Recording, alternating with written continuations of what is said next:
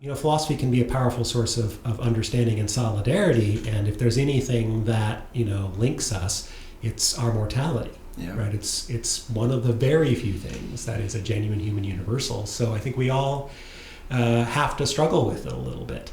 And that makes it a really fecund area of not only philosophical research, but I think just sort of ordinary philosophical dialogue. Oh, I mean, and then even in my lifetime, it's completely changed. I mean, for my lifetime, I'm 31, and like when you're growing up, there was still this kind of hush-hush, taboo, like whatever. And then people now, are starting to talk more about it. Exactly. Or more celebrating life in general rather than continuing to like focus on the death of it. When it's like, it's a thing, like you said, a human universal. We all have to go through it. Well, I think we're seeing the slow diminishment, and I'm not offering people a thought as to whether or not they should think this is good or bad, but a slow diminishment, I think, of a certain kind of narrative around death that has been prevalent in the U.S. and other similar countries, the kind of Christian narrative where it's focused on dying as the preparation for the afterlife and so forth. Right. As you say, I think people's relationship to other people's deaths has become more focused on their biographies rather than sort of their post-mortem fates. And I suppose that's an indication that there's some decline of belief in the afterlife. Right. I don't have the numbers to back that up, but my suspicion is that there's some decline of belief in the afterlife. But again, it's been a subject that philosophers have had to wrestle with because I think human beings have had to wrestle with it. And even in the case where there's not much to be done, right? I still think it's important for us to arrive at what we think are reasonable attitudes toward it, right? So, one of the questions I teach, and people often teach in philosophy of death and dying courses, is whether immortality would be a good thing, right? And that question, I think, is an important question, even if, as a matter of fact, we never develop technologies that will enable us to be immortal. Because when we ask that question, I think we are backhandedly really kind of asking the question, well, what should we think about things as they are? Exactly. Which is to say, how should we think about our mortality? Should we think that that's, as some people I suppose have thought, a great tragedy, a crisis, the worst feature of human existence? Or should we, on the other hand, perhaps think it's, some people have thought it's the best thing of human existence? That would be far worse for us to have, very, very, very, very, very long lives. So I think, even when we're not dealing with questions that have kind of decisional importance, right? We're not sort of making a decision. We still crave, right? I think some grasp of what we should think or feel about the kind of constituent facts about who we are, right? The kinds of creatures that we are, which is not only mortal, but as a number of psychologists have pointed out, perhaps uniquely blessed or cursed in knowing that we're mortal. Absolutely. Right. You watch your pets, I sometimes do have that sense, you're lucky, right? You're going to die, but you don't know it. Right. Right. That knowledge of it is that much more the bearer of responsibility, but then even... Yes, that's right. Yeah. We share our mortality with other creatures, but we don't share that with them. And that's, depending again on what philosophical positions you're attracted to, that's either a boon or a bane. Right, and so lots of things to go off on from that, but very quickly then, it's very interesting that you mentioned like animals as well, because that is a fundamental difference of not just the consciousness, but even how they deal with death. I was listening to a podcast that was talking about anthropomorphism and how in a lot of ways it is bad to make a bear, a teddy bear, etc. But then on the other way, on the opposite side, is that a lot of animals have a lot of human emotions that we think are uniquely human. For instance, they were talking about a dolphin who literally put a dead baby on her back for 21 days. Right. And then an elephant who literally, they will go on walks off the beaten path to then basically rub their their trunks on the skull of someone that's in their family, and it's like that's crazy. But at the same time, very interesting. And grieving behaviors seem to be in evidence. I share, some of the reservations about too readily foisting upon these animal behaviors sort of human interpretations of what's going on exactly. But it is very striking that animals do engage in mourning behaviors. I think that underscores something that people in animal studies are increasingly grasping, which is that at least some animal communities have very complex communal relations, the kinds of relations that you need to have, right? And death would be obviously a part. The kinds of somewhat. relations such that death would be the sort of thing to elicit this kind of, mourning behavior from elephants and dolphins and chimpanzees and other creatures. So whether they're grieving, I'm not in a position to say, but I'm open to the possibility. Okay. I like that. And then, so moving on to that, from that is, different cultures have associated different values and had different markers over time, like really with dealing with death. Strikingly for me is like, say for instance, like the Vikings, how they would, basically do a funeral pyre or something. Also the ancient Romans putting the toll for the boatman. Asian cultures maybe doing more of a family-esque kind of generational back, kind of descent, generations and generations. So how is our kind of culture, is it really dependent on the culture, how we see it, or has there been, some specific lines of thinking about death that have been apparent for, time immemorial? Yeah, my business card says professor of philosophy, but invariably I think philosophy bleeds into other fields. And in the case of death and dying, it definitely bleeds into anthropology. Yeah.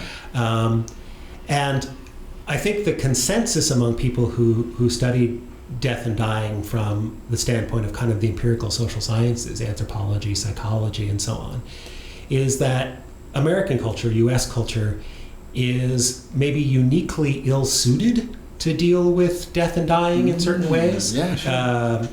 At least culture as it is at present. In part because we're perhaps in a transition phase, right? The sort of traditional belief in the afterlife and sort of eternal salvation, damnation seems to be receding. That was really very standard, right, in the United States up until maybe the early to mid 20th century. Mm-hmm. At the same time that's receding, it's not clear what set of cultural norms and expectations and mores are coming into that vacuum, coming into its stead. Yep. And some of the things that tend to characterize U.S. culture make, I think, people's relationship to death and by extension grieving maybe a little bit more fraught. I'm far from the first to say, we're a somewhat more individualistic culture, Absolutely, more achievement-oriented. Mm-hmm. We work more than many other comparable cultures do. So for us, I think, mortality and death feel worse, right? It's the end of you as competent, economically productive, autonomous adult. The rugged individual. The rugged individualism, right? Death is a pretty big insult to the rugged individualist, right? And so I think we in the United States are particularly challenged by mortality and death and dying. I think things are subtly and slowly changing. One of my colleagues at Cal Poly in the Department of Sociology, Jack Fong, has written a very interesting book about the phenomenon of death cafes, which are these kind of meeting places or sort of meetups, I guess you could say, where people come together to talk about questions or concerns they have about death and dying. Oh, wow. And as a movement, it's really exploded. I know that there's hundreds of these, death cafe groups or locations throughout the world, and quite a large number in the United States and several large ones here in California. Right. But I take that to be a sign that there is, again, a real thirst for thinking about this. I think the fact that we die differently and have a different kind of lifespan than people had, say, 50 to 100 years ago also plays into this. We die slower than we did in the past. We die of more frequently now of chronic diseases.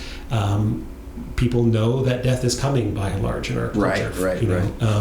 Whereas, when the predominant killers, as they were around 1900, are things like, infectious disease and sudden injury and so forth. You die quickly, and you can die almost at any time, right? I mean, it's pretty rare, right, for Americans in the early 21st century, to die in their 20s and their 30s, right? Whereas, that wasn't so unusual, a century or a century and a half ago. And I often blow my students' minds when I show them, mortality statistics about, now versus a century ago. I mean, the biggest killer for women, well into the early 20th century was childbirth and the after effects of childbirth. But then, not to cut you, or to interject, but isn't so interesting though now, depending on your cultural policies, which then are then effectively made through politics, then you have what we have now is we have the worst child mortality rate in any of the developed country for in America, and it's like. How? What?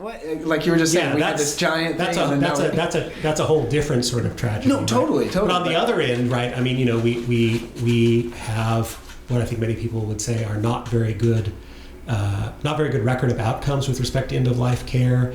We spend a great deal of money on end of life care compared to comparable countries, and I definitely think that medical institutions and policymakers and ordinary people are kind of wrestling with that question of how to die well now that dying is more prolonged, more predictable in some sense. I mean, in a way, right? Knowing as people would have, say, 4 or 5 generations ago, that death could come at any time, made people more ready. I know that sounds strange, but no. When it's a more kind of pervasive. Don't want to say random, but almost, cruel foe that can sort of show up at your doorstep anytime.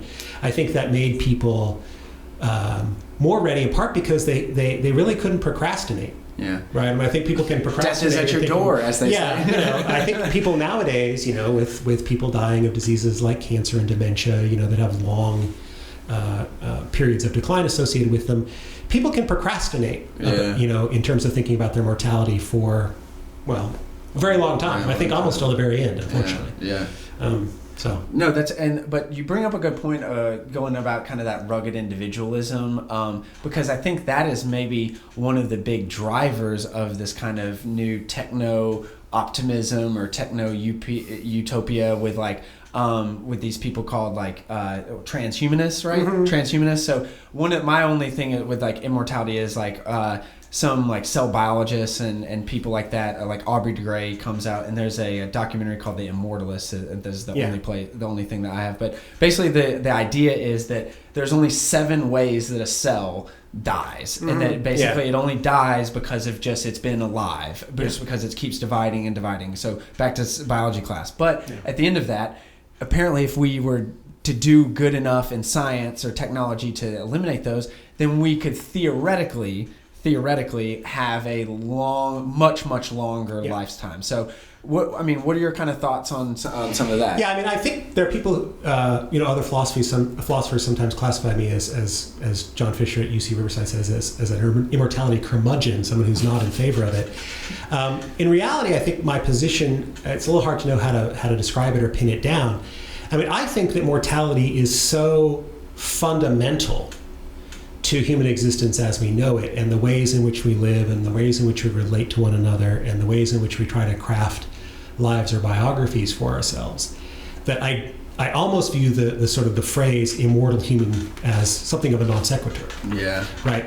The choice between the way we are now, which is to say mortal, and being immortal is not a choice, as I see it, between human mortality and human immortality. It's more like a decision to be a different sort of species. Right. And in some ways, I think that the questions that arise for us about the desirability of immortality, they can become confusing quickly, in part because I think sometimes we're asking the question, could creatures kind of like us have good immortal lives? Which I take to be an importantly different question from could you or I, shaped as we have been under the understanding of our being mortal and with relationships that assume mortality and so forth, could we have good immortal lives? I think I'm skeptical about the second question having a yes answer, but I don't take my answer to say much about the first question. Right. That, we could create creatures that come into the world knowing that they, will live forever. I'm not sure I would recognize them as my peers, because I think it's bound up with so many aspects of the human condition, the kinds of relationships we want to form, our motivations for forming those relationships, how we relate to time, how we relate to the past, how we, the ways in which we form our say, family organizations. Are you saying that death gives life meaning? Is that what you're saying? I would say that I'm not sure if it gives meaning. Right. I have some sympathy with that, but I would say it's a constitutive fact about us. Right. Totally. Right. It's not this sort of sort of contingent feature of our condition. Like the clothes that we wear, the language that we happen to speak. I mean, again, it's a kind of universal feature, but also I think a feature that is very deeply stitched in, Sure. right, to all sorts of human practices. Right. I mean, I'm not being particularly original here. The people who espouse what's now known as terror management theory, right, say that almost all of human culture can be viewed in some sense as an attempt to engage with the fact of our mortality. Yes, I have heard this. Yes. Religion and art and these other sorts of things. I'm not sure I think that thesis is true when stated so universally or so broadly, but I think there's something to it, right? Yeah. That almost all of the kind of gross features of the human condition have something to do with our knowing, right, that our time is limited. Right, and with that, I think, man, because that is such a fundamental thing but each person, you kind of get into this, again, theory of mind, the subjectivity of each individual's, existence, if you will. And then you're sitting here and you're like, well, for me personally, I had to kind of just get to that point, and then once you do, it is really a weight off your shoulders. In my mind, psychologically, and thinking about death, when I was younger, it was more of a thing. I didn't want to die. It was such this bad thing, etc. And then now it's way more of a kind of walking hand in hand. Obviously, you want to extend your life as much as possible. You want to extend meaningful life as much as possible. But at the same time, like you got to deal with that. You got to get over that real quickly. I mean, I think our mortality, probably the best ways of dealing with it do nevertheless put us on a kind of attitudinal tightrope, right? As you say, most of us want to live a lot. Right. We want pretty long lives, maybe not as long as possible. Oh yeah, it's a very certainly point. we generally prefer more to less. We want to have good quality of life. Mm-hmm. I think at a certain point we realize, as the Epicureans pointed out to us, 2,000 odd years ago now, that fear of death and anxiety around death can be bad for life, right? It's a good way to make your life pretty miserable, is to be preoccupied, even unknowingly, with your own mortality. So we don't want to be, I think, gripped by the fear of death, but on the other hand, the antidote to that is not denial or ignorance, right? It's got to be living, acting, etc., in full knowledge, in full awareness of our mortality, but without, again, sort of letting those aspects of it that tend to make life more of a struggle take over. That's totally right. And so that, I think, is a real tightrope, right? How do we live mindful of our mortality but not gripped by it?